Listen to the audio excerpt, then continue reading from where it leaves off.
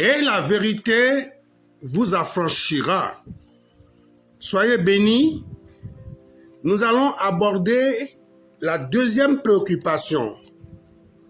Le deuxième élément de notre grand thème intitulé « Comment puis-je être certain d'être enlevé lorsque Jésus reviendra ?» Nous avons déjà parlé, le premier élément, il s'agit de notre conscience du retour de Christ. Parce que le retour de Jésus-Christ doit précéder l'enlèvement. Si Jésus ne revient pas, on ne peut pas expérimenter l'enlèvement. Donc, j'ai parlé dans le premier audio, déjà dans la première partie, que nous devons rester conscients du retour de Jésus-Christ.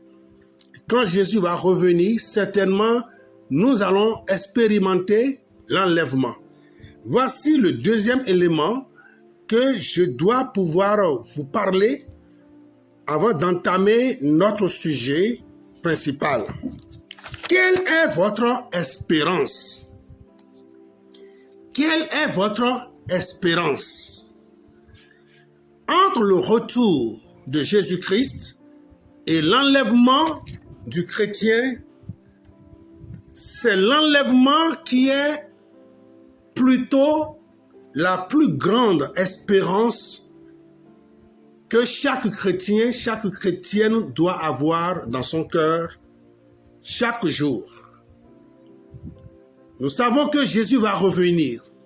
Ça, c'est Jésus-Christ qui vient vers nous.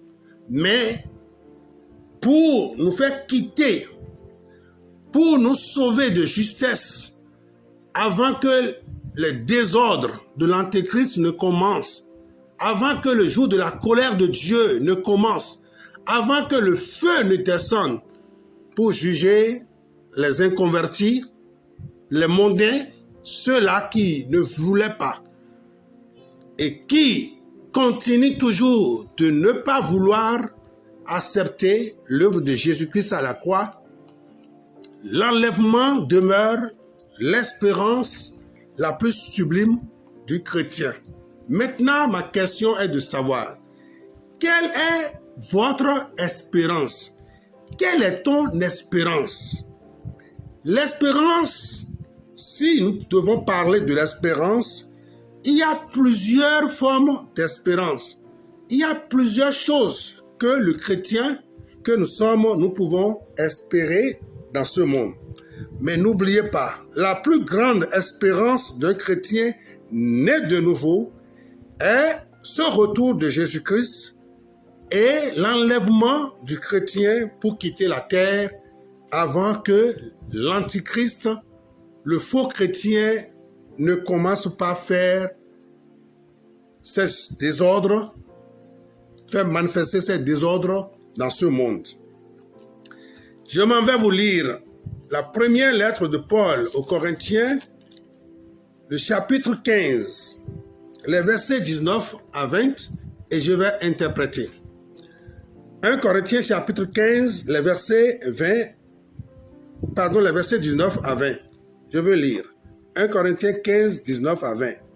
Si dans cette vie seulement que nous espérons en Christ, nous sommes les plus malheureux de tous les hommes.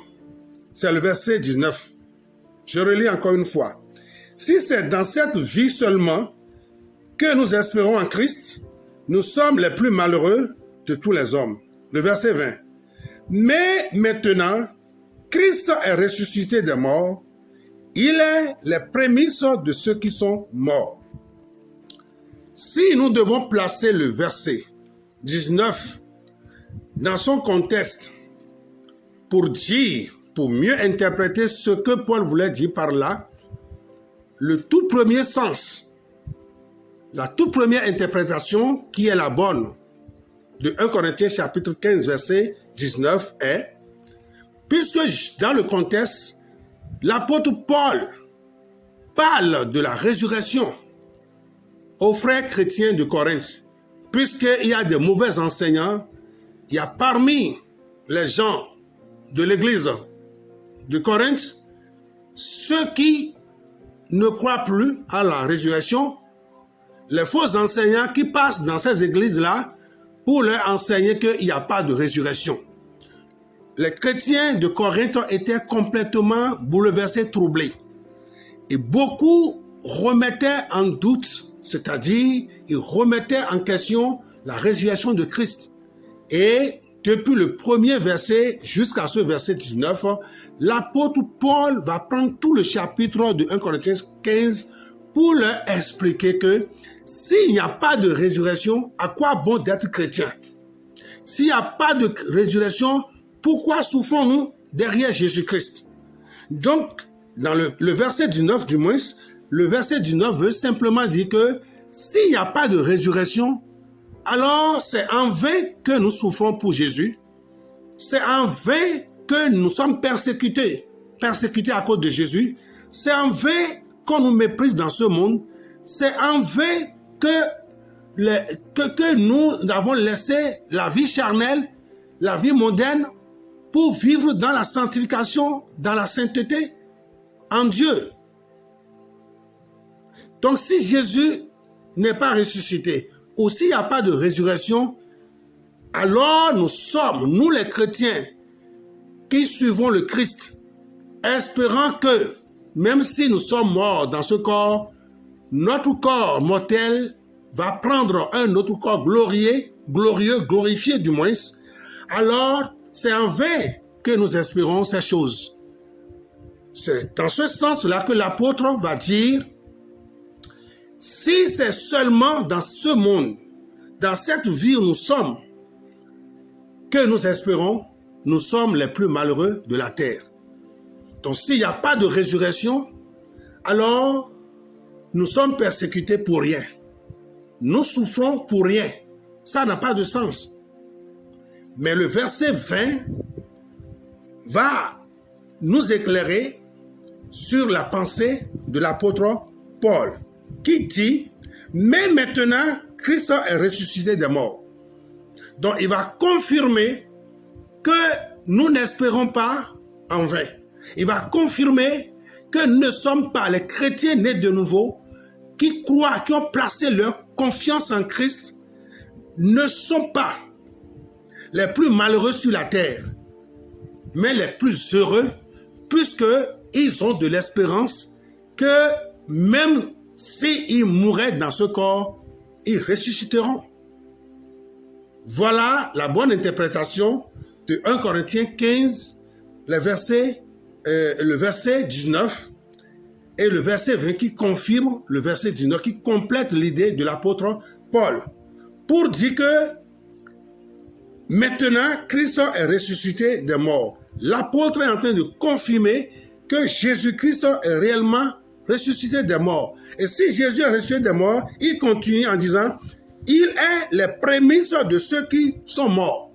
Donc tous ceux qui sont morts en Jésus-Christ, ils ont cru en Christ, ils ont Jésus-Christ dans leur cœur. Mais Jésus n'a pas encore fait son retour. Mais le moment de quitter la terre est venu et ils sont ses frères, ses sœurs, que nous sommes partis enterrer dans des cimetières, dans nos maisons, je ne sais où. Mais il faut comprendre que tous ceux-là qui sont morts en Christ, il y a de l'espérance pour eux, puisque Jésus-Christ est ressuscité, il est le modèle de la résurrection. Il a donné l'exemple que certainement ceux qui sont morts en Jésus-Christ connaîtront effectivement la résurrection.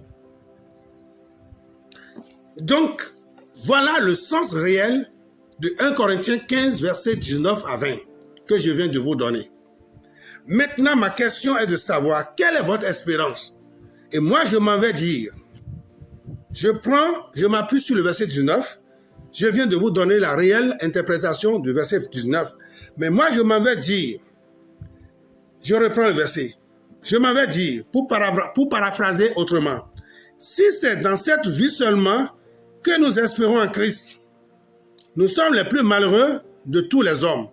Dans un autre sens, moi je peux dire, si nous sommes des chrétiens, nous avons dit, nous confirmons que nous appartenons à Christ. Nous sommes pour le Seigneur. Nous nous préparons pour le retour de Christ. ou du moins, nous allons tous les dimanches à l'église.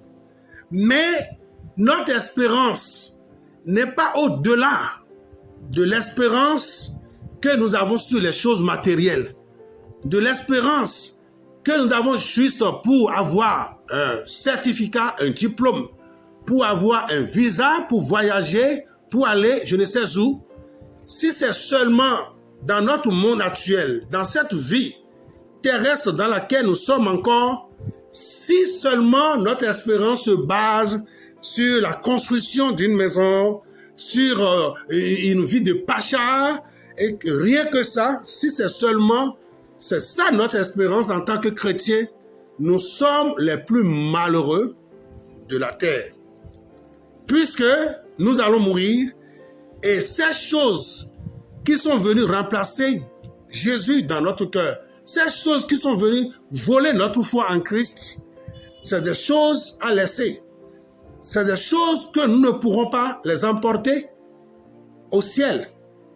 Donc, le chrétien qui n'espère pas autre chose que les choses de la terre est le plus malheureux, si c'est une femme, la plus malheureuse sur la terre, parce que il ou elle ne pense pas que la plus grande espérance est que, même si notre corps mortel est enterré, nous allons recevoir un corps glorieux, un corps glorifié, et nous serons ressuscités lors du retour de Christ pour le rejoindre dans les airs.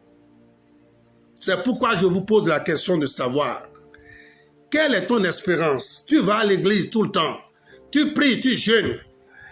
Est-ce que tu espères seulement des choses de la terre ou ta plus grande espérance, c'est le retour de Jésus et lorsque Jésus va revenir, tu seras enlevé pour demeurer pour toujours, pour l'éternité, avec Jésus dans son royaume. C'est ça? Ou tu as autre chose en tête, c'est pourquoi tu es chrétien? C'est vrai que dans la vie, l'homme espère beaucoup de choses à la fois. Mais l'espérance la plus sublime du vrai chrétien, né de nouveau, est le retour, ou reste le retour de Christ, l'enlèvement de l'Église, l'épouse de Christ. Qu'est-ce que tu espères plus que tout? Toi qui m'écoutes, toi qui es pasteur, apôtre, docteur, toi qui es apôtre, toi qui es évangéliste, toi qui es diacre, toi qui es chrétien simple, tu vas à l'église. Qu'est-ce qui est ta préoccupation? Quelle est l'espérance en toi? Quelle espérance tu as? Le retour de Christ et notre enlèvement de la terre avant que la terre ne devienne chaude pour les incrédules, ou bien ton espérance se base seulement sur comment tu peux avoir une maison, comment tu peux avoir des bateaux, comment tu peux avoir du commerce. Ces choses ne sont pas de mauvaises choses. Pendant que nous sommes dans notre corps, il est quand même important d'avoir ces choses pour pouvoir survivre dans notre corps. Mais nous ne devons pas prendre ces choses terrestres dans notre cœur plus que la plus grande espérance qui est que Jésus reviendra et nous serons enlevés. Que Dieu vous bénisse.